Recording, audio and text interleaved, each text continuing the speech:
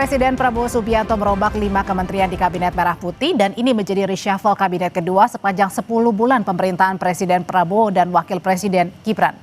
Pengumuman perombakan kabinet disampaikan oleh Menteri Sekretariat Negara Prasetyo Hadi pada Senin sore tadi. Mensesnek menyebut pertimbangan perombakan kabinet berdasarkan evaluasi terus-menerus oleh Presiden.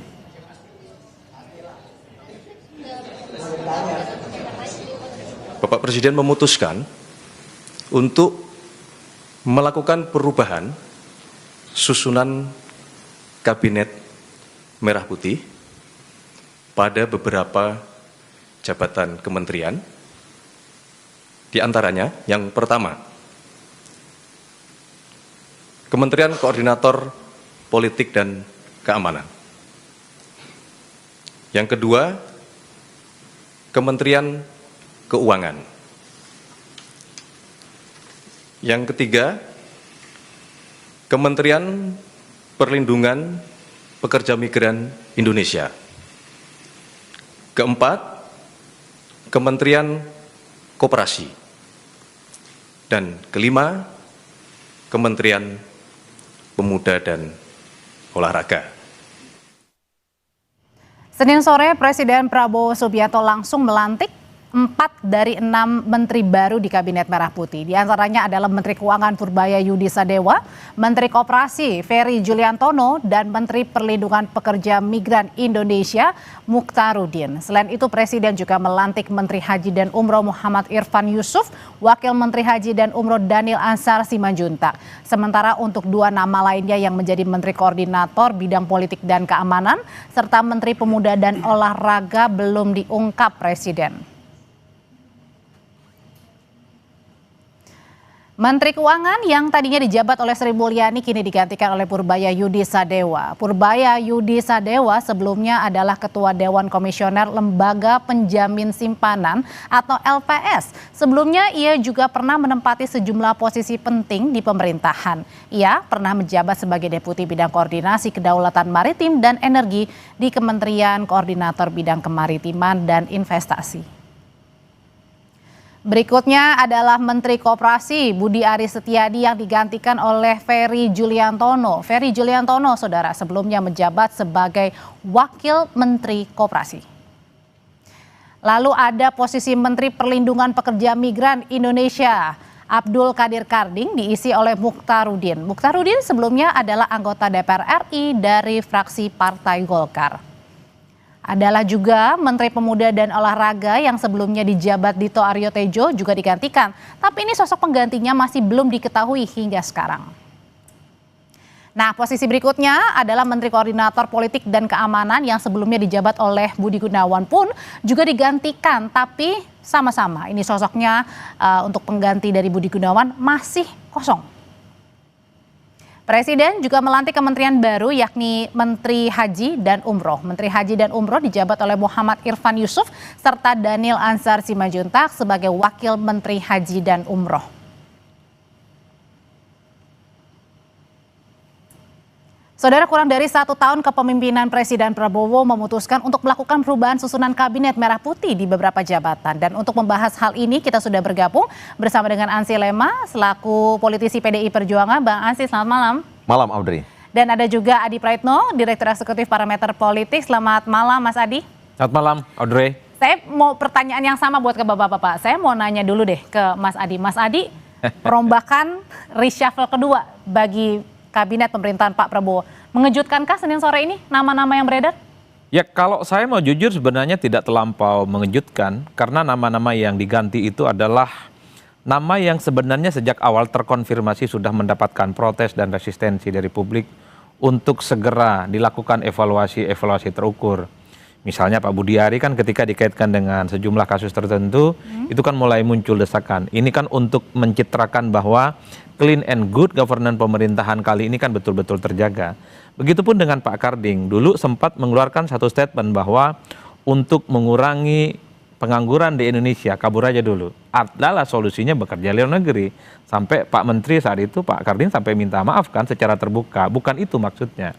Dan yang terakhir tentu tidak terlepas dari foto yang belakangan beredar kan, main domino dengan pihak tertentu yang dinilai pernah punya kasus tertentu. Adalah hal-hal yang saya kira secara explicitly terkonfirmasi bahwa sebenarnya sejak lama ada sejumlah menteri yang memang tinggal menunggu waktu untuk segera diganti. Ataupun Pak Dito ya, Menteri Pemuda dan Olahraga, harus kita akui performa di bidang olahraga dan kepemudaan kita kan memang jauh panggang dari api. Voli ataupun misalnya bulu tangkis kita bisa cek. Bulu tangkis adalah olahraga andalan kita. Meski tidak seheboh sepak bola misalnya, tapi kan sudah beberapa tahun ini tidak pernah lagi dia tampil ke podium utama untuk memenangkan di event-event besar sekalipun. Jadi banyak sekali hal-hal yang bisa ditangkap oleh publik di permukaan. Meski kita tidak pernah tahu persis ya apa argumen yang dimiliki oleh pemerintah terkait dengan reshuffle ini. Tapi kan publik mencari satu persatu, menganyam kira-kira apa anatomi yang kemudian membuat puzzle ini terjawab. Yaitu adalah sesuatu yang kemudian muncul di permukaan. Berarti ibaratnya bisa dilihat bahwa nama-nama yang memang sudah diubah ini adalah menteri-menteri yang bisa kita katakan yang bermasalah begitu? Ya artinya menteri yang kemudian diganti ini kalau kita mau jujur adalah menteri yang sebenarnya tinggal nunggu waktu untuk melakukan pergantian. Karena dalam evaluasi publik ini kan resultantenya tidak positif, dia negatif, selalu mendapatkan sorotan. Dan bahkan kalau dalam konteks Bu Sri Mulyani, bagi saya ini adalah win-win solution. Kita dengar rumor beberapa waktu yang lalu bahwa Sri Mulyani sudah berulang kali minta untuk mengundurkan diri dalam konteks posisinya sebagai Menteri Keuangan. Tapi kan masih ditahan oleh pemerintah. Per hari ini ketika begitu banyak juga desakan publik supaya ada evaluasi, karena ada sejumlah kebijakan-kebijakan yang bukan solutif, maka ini adalah momen yang pas ketika ada pergantian dan seterusnya. Meskipun tadi Pak Mensesnek bilang bukan mengundurkan diri Bu Sri Mulyani ataupun dicopot begitu. Ya betul, satu sisi ada keinginan mundur dan pada saat yang bersamaan memang ada desakan publik untuk mundur. Jadi wajar kalau kemudian pemerintah hari ini melakukan pergantian di Menkyu. Di antara begitu banyak menteri yang diganti, saya menduga memang soal Menteri Keuangan ini yang paling banyak mendapatkan sorotan. Karena denyut nadi persoalan yang cukup krusial hari ini adalah soal bagaimana respon positif pasar terkait dengan pergantian Menteri Keuangan. Nanti kita ke sana dulu. Tapi saya mau nanya juga dari responnya PDI Perjuangan. Nah, nama-nama yang beredar ini memang tadi ada yang bilang cukup mengagetkan, ada yang juga tidak mengagetkan, Bang Ansi Lama. Tapi kalau dari PDI Perjuangan sendiri sebenarnya bahwa nama-nama ini memang yang sudah tepat untuk menggantikan posisi-posisi yang dianggap nih orang-orang yang mungkin yang kurang kinerjanya maksimal lah, yang tidak segercep kemauan dari Pak Presiden.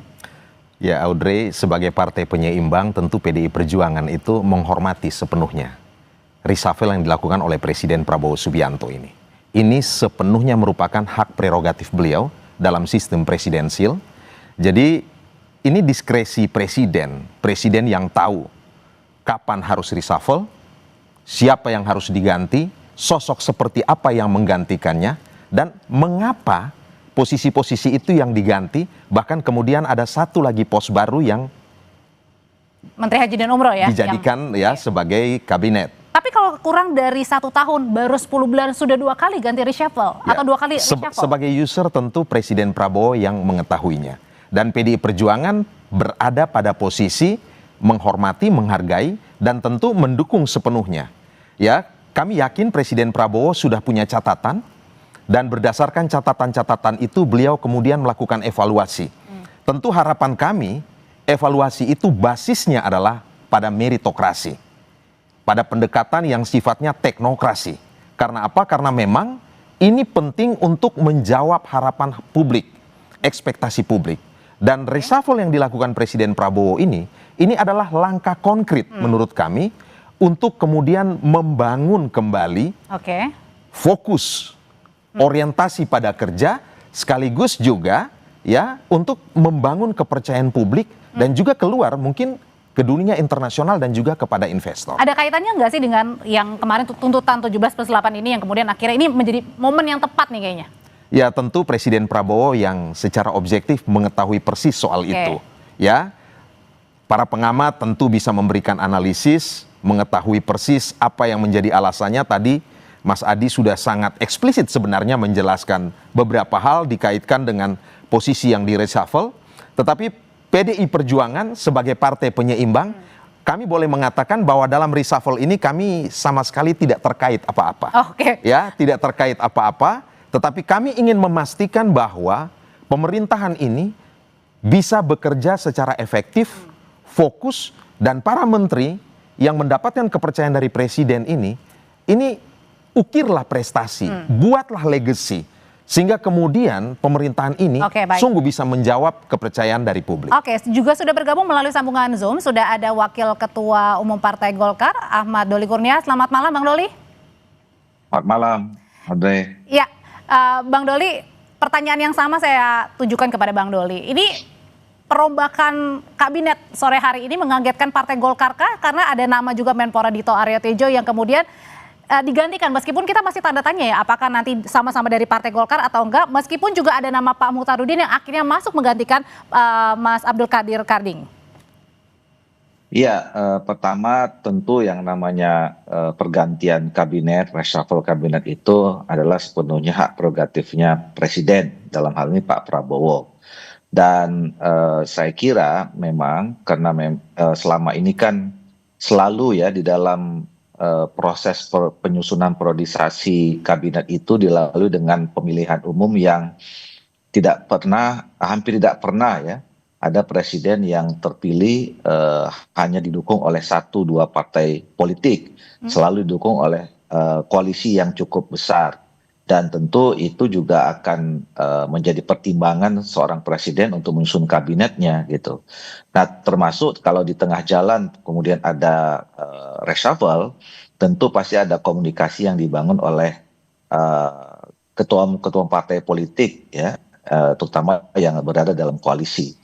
Nah, jadi saya yakin dalam beberapa hari terakhir ini, karena memang kami dari Partai Golkar selalu untuk membicarakan soal susunan kabinet ini dipercayakan sebagai representatif Partai Golkar itu adalah Ketua Umum, saya kira pasti juga memang sudah ada komunikasi antara Ketua Umum kami dengan Pak Presiden.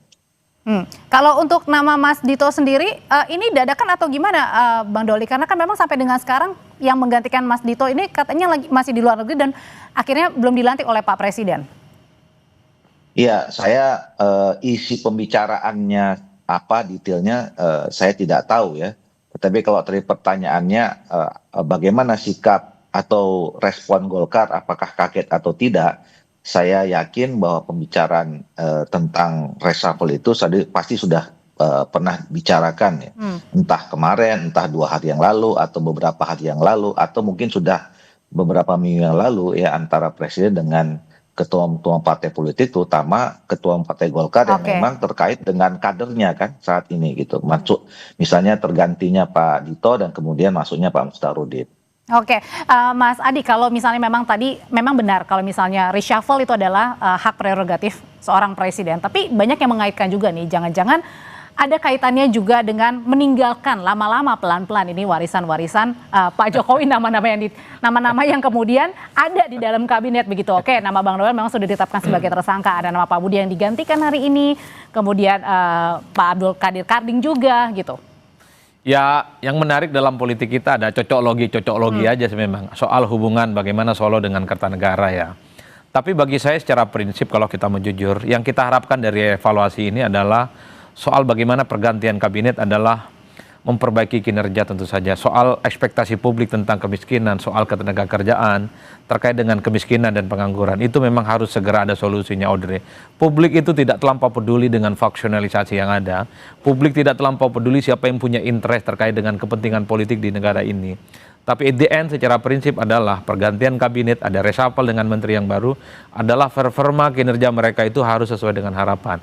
Bahwa menteri yang baru itu harus mampu memberikan satu jaminan bahwa ketika dia ditunjuk dan kemudian menjadi menteri adalah sebagai sesuatu yang memang harus sesuai dengan ekspektasi pada Tapi nama-nama ini sesuai dengan ekspektasi masyarakat atau kita harus nunggu dulu? Ya memang harus kita nunggu, karena kalau kita menyebut misalnya tidak punya pengalaman, track recordnya memang misalnya agak sulit untuk dilihat secara umum, pasti sang menteri bersangkutan membantah. Seperti halnya Menteri Keuangan. Tadi kalau tidak salah ketika di doorstop ada kawan-kawan media yang bertanya soal dianggap ya rekam jejaknya tidak terlampau kelihatan, kan dibantah. Bahwa beliau itu adalah orang yang pernah di masa SBY, di masanya Pak Jokowi, dan pemerintahan hari ini adalah yang memiliki kontribusi yang cukup signifikan.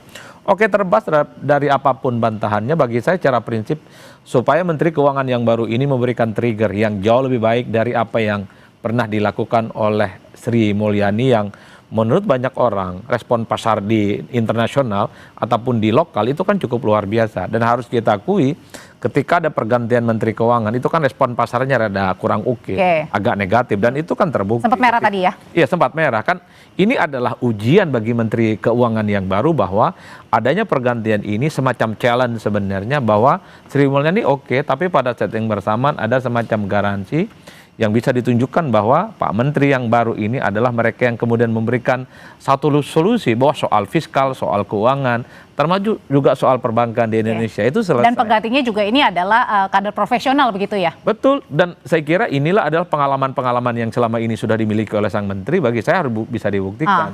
Dan kalau kita mau tracking satu persatu, orang-orang yang saat ini dilantik jadi menteri, sebenarnya dia memiliki rekam jejak sekalipun tidak terlampau menonjol. Tapi bagi saya IDN adalah untuk membungkam kritik, untuk membungkam keraguan itu adalah adalah pembuktian yang nyata dari kinerja itu. Bang Ansy, berkaitan dengan Bu Sri Mulyani nih, yang kita tahu bahwa Bu Sri Mulyani ini erat dikait-kaitan dekat dengan PDI Perjuangan begitu. Kemudian juga nama Pak BG, Pak Budi Gunawan juga dekat dengan PDI Perjuangan. Sebenarnya ini dari PDI Perjuangan sendiri responnya seperti apa menyikapi dengan dua nama yang akhirnya terkena reshuffle sore hari ini? Tadi sudah saya tegaskan bahwa terkait dengan reshuffle ini sebagai partai penyeimbang tidak ada hubungan apapun dengan PDI Perjuangan. Karena posisi kami, PDI Perjuangan itu sepenuhnya berada di luar pemerintahan ini. Dan itu adalah amanat Kongres ke-6 ya di Bali beberapa waktu lalu. Terkait dengan dua nama yang disebutkan tadi yang dekat dengan PDI Perjuangan, ya PDI Perjuangan, Ibu Mega dekat dengan banyak tokoh, ya termasuk dekat dengan kedua tokoh yang disebutkan tadi.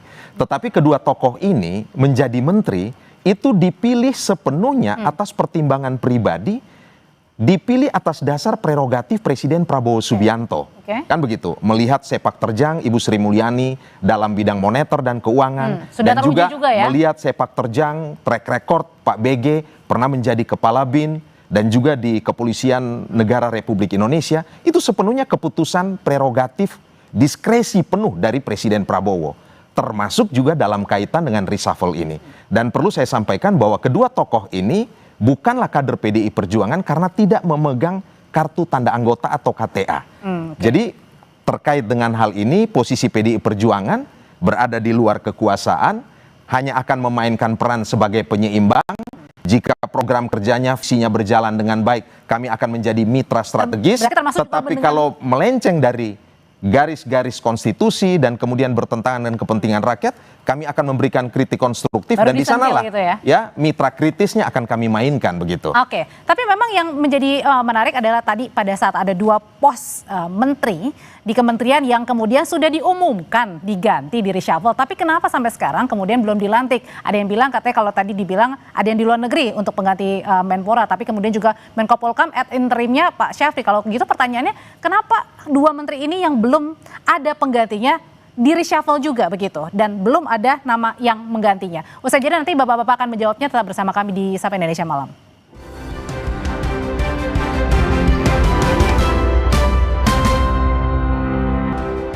Menyambung pertanyaan saya sebelumnya, jadi Bang Doli, menurut Anda sendiri kenapa akhirnya diumumkan dua menteri yang di reshuffle, ada Menko Polhukam dan juga Menteri Pemuda dan Olahraga yang kemudian sudah diumumkan akan terkena reshuffle, tapi penggantinya belum ada dan belum dilantik sampai sekarang? Waduh, saya kalau itu kan soal teknis sekali dan itu berkaitan dengan tadi ya, bagian terdalam dari soal kewenangan atau hak prerogatif presiden ya. Kan saya sih mengatakan ya, kapan, siapa, dan bagaimana ya cara reshuffle itu semuanya sepenuhnya hak prerogatif presiden. Jadi kalau ada dua nama yang sementara ini, dua pos yang dianggap harus berhenti dan kemudian penggantinya belum dilantik sama dengan yang tadi dilantik, ya saya kira itu yang paling tahu Pak Presiden ya. Dan kemudian di istana. Kalau Menteri Pemuda dan Olahraga sendiri, Mas Dito kan kader Partai Golkar. Nah, ini akan digantikan, kalau menurut informasi yang mungkin Bang Doli juga sudah terima, akankah sama dari Partai Golkar juga nih yang menggantikan? Ya itu tadi, kita tidak berani berspekulasi ya Audrey ya, karena nama-nama itu kan tentu persetujuan terakhirnya adalah presiden ya. Dan saya yakin tadi saya mengatakan bahwa memang pasti ada pertimbangan dari unsur perwakilan dari partai-partai politik koalisi. Tetapi yang paling menjadi pertimbangan pertama Pak Presiden adalah bagaimana pergantian menteri-menteri ini untuk dapat meningkatkan kinerja kabinet secara keseluruhan. Jadi saya kira itu yang menjadi pertimbangan. Nah, siapa orangnya, sekali lagi pertimbangan itu adalah ada pertimbangan Pak Presiden. Oke, ada nama ada nama yang belum dilantik begini, Menko Polhukam dan juga Menteri Pemuda dan Olahraga. Kira-kira PDIP akan diajak untuk gabung atau enggak nih Bang?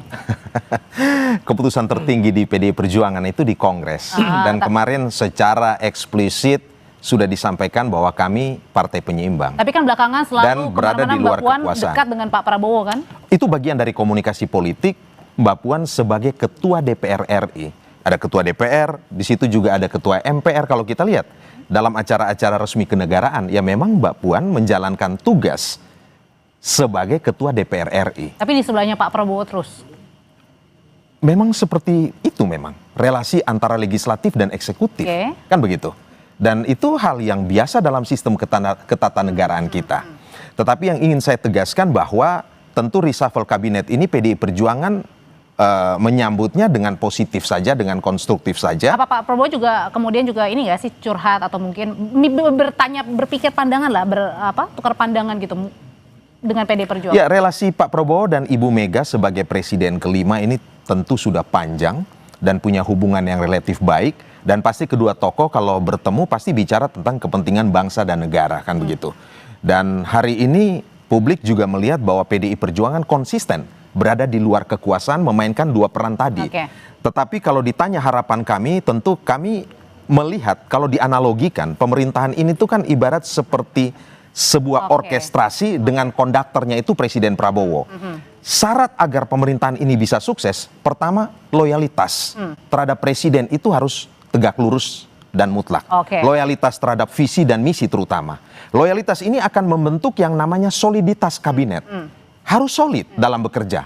Juga mendorong yang namanya sinergitas. Sinergi antara para menteri dan seterusnya akan mendorong juga stabilitas pemerintahan dan ujungnya efektivitas kerja dari pemerintahan ini. Harapan PDI Perjuangan, Presiden Prabowo akan memimpin pemerintahan ini dan reshuffle kabinet ini semacam sebuah penyegaran, revitalisasi, ya, menambah amunisi baru sehingga kemudian bisa bekerja secara lebih baik. Dengan menambah amunisi baru, kira-kira nih Mas Adi, kita berandai-andai aja, ada 2 pos tadi yang belum diumumkan kan. Sudah ada reshuffle, kemudian juga tapi belum ada namanya. Kira-kira akankah nama itu milik PDI Perjuangan?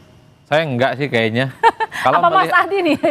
Kalau melihat gestur dan iman politiknya, PDIP itu memang lebih memilih berada di luar kekuasaan dan tetap menjaga hubungan baik dengan pemerintah. Jadi itu adalah 2 opsi main 2 kaki sebenarnya. Enggak, sebenarnya gini, kalau gitu artinya adalah tidak akan ada kader PDI Perjuangan yang masuk, atau mungkin saja ya mungkin ada titipan nama tapi profesional mungkin kalangan.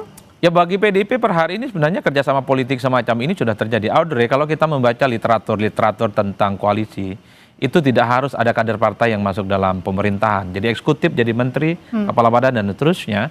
Kerjasama itu bisa dilakukan di parlemen. Dan kita tahu per hari ini PDIP sekalipun berada di luar kekuasaan, tapi posisi-posisi kunci, alat-alat kelengkapan dewan, dalam banyak hal PDIP juga mendapatkan proporsi yang cukup maksimal. Selain partai pemenang Pileg, tapi ini kan menunjukkan betapa hubungan baik antara PDIP dengan Gerindra yang ini dikonotasikan sebagai hubungan kakak adik sedang baik-baik saja. Jadi bagi PDIP sebenarnya nggak terlampau punya intensi untuk kali ini ya menjadi bagian di dalam pemerintahan, entah kadernya atau orang yang teridentifikasi menjadi bagian dari PDIP. Karena memang resultante keinginan publik ada partai politik yang berada di luar, entah di kemudian hari. Karena kita tahu bahwa dalam sistem presidensialisme multipartai menjelang pemilu ada potensi yang disebut dengan oposisi dari dalam. Bukan tidak mungkin partai-partai politik pro Pak Prabowo Subianto at the end menjelang pemilu 2029 mereka itu bermanuver, ada resisten, menolak kebijakan, dan tentu sedang cari perhatian kepada pemilih.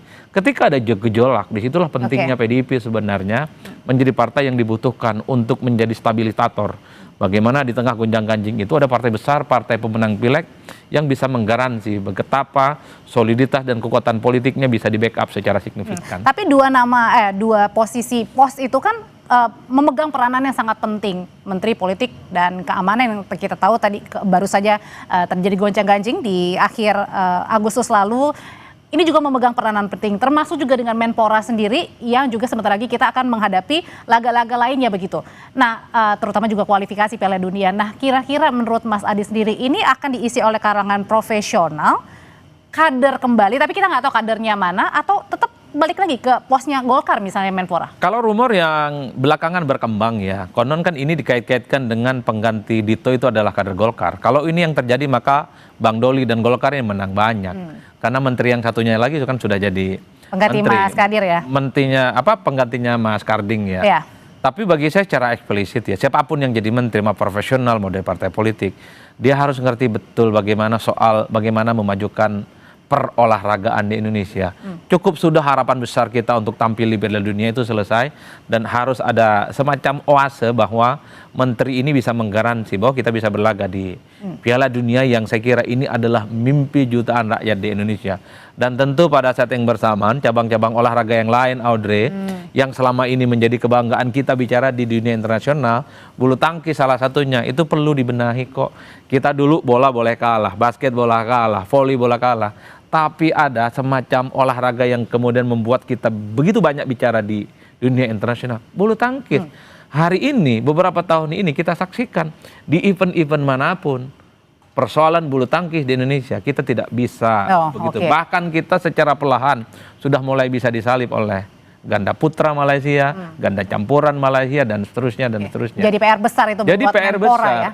Dan bagi saya siapapun yang jadi menteri, jangan kait-kaitkan ini soal insentif politik elektoral 2029.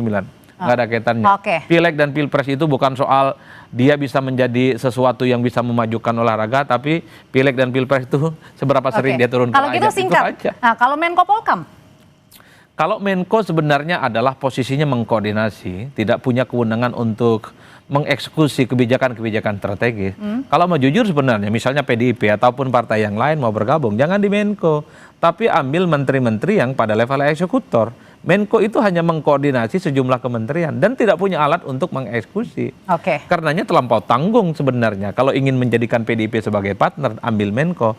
Bagi saya kalau mau ambil saja menteri-menteri yang memang down to earth dan menyentuh langsung kebutuhan-kebutuhan rakyat. Bukan hal-hal yang misalnya tidak terlampau menjawab pertantangan-tantangan.